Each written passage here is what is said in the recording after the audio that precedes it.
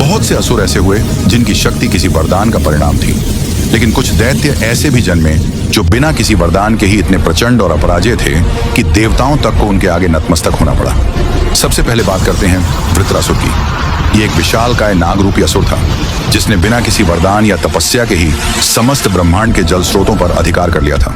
उसकी शक्ति इतनी विकराल थी कि स्वयं इंद्र को भी उससे भय लगता था। वृत्रासुर को हराने के लिए इंद्र को महर्षि दधीचि की अस्थियों से निर्मित वज्र का सहारा लेना पड़ा।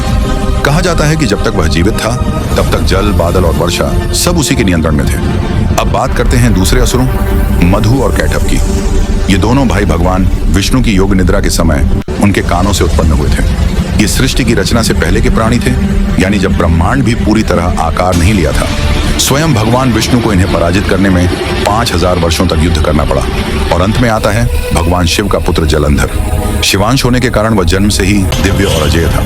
किंवदंती है कि जब उसने पहली बार रोया तो उसके स्वर से ही स्वर्गलोक तक कांप उठा। उसने अनेक बार देवताओं को परास्त किया और त्रिलोक पर विजय प्राप्त की, लेकिन अंततः उसकी विनाश लीला को समाप्त करने के लिए स्वयं महादेव को रणभूमि में उतरना पड़ा।